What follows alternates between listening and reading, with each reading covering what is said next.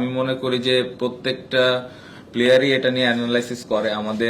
যখন আমরা আমাদের দেশে প্র্যাকটিস করি তখন এই বিষয়গুলো নিয়ে কথা হয় এবং কি কি ধরনের চ্যালেঞ্জ আসতে পারে বা আমরা কি ধরনের চ্যালেঞ্জ তাদেরকে দিতে পারি, এই বিষয়গুলো নিয়ে তো অবশ্যই প্র্যাকটিস হয় এবং সবার ওই আইডিয়াটা থাকে সবসময়।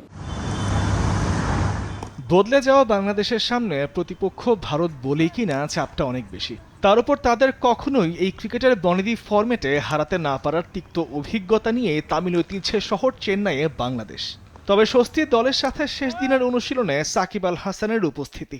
সাকিব ভাই এসেছেন, দলের সাথে যোগদান করেছেন এবং প্রিপারেশন তো অবশ্যই, উনি একটা ম্যাচ খেলে আসলেন, কাউন্টিতে অবশ্যই প্রিপারেশন ভালোই।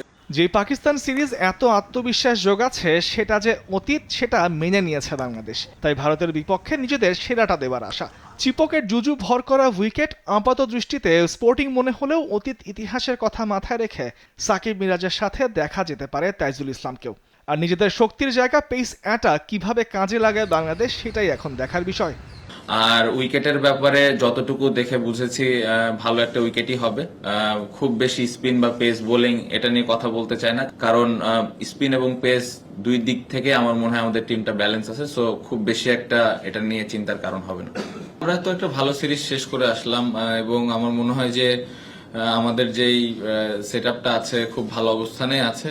টপ অর্ডাররা রান করেনি, সাদমান একটা ভালো ইনিংস খেলেছে, জাকিরের একটা ছোট ভালো ইনিংস ছিল, বাট যে যে জায়গায় ব্যাটিং করছে আমার মনে হয় মুশফিক ভাই অনেকদিন ধরে ওই জায়গায় ব্যাটিং করছে এবং ভালো করছে, লিটন, মিরাজ। তো খুব বেশি একটা এটা নিয়ে চেঞ্জ করার প্রয়োজন আমার কাছে মনে হয় না আছে, কারণ ওপরে যে চারটা ব্যাটসম্যান আছে তারা ক্যাপেবল ওইখানে ভালো করার। আমরা যখন বাংলাদেশে প্র্যাকটিস করেছি আমরা এসজি বলে প্র্যাকটিস করেছি, এখানে আসার পরে এসজি বলে বেশ কয়েকটা সেশন হয়েছে, সো মোটামুটি খুব ভালোভাবে অ্যাডজাস্ট আমার মনে হয় প্রত্যেকটা ব্যাটসম্যান করে ফেলেছে।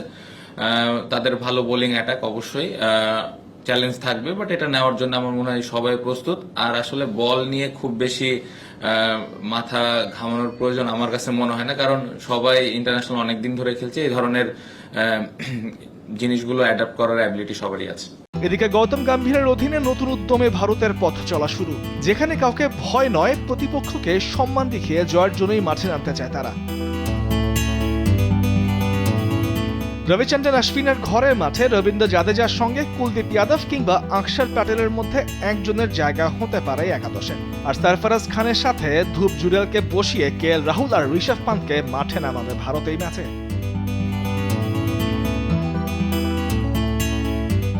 তামিমুর রহমান, স্পোর্টস ডেস্ক, দেশ টিভি।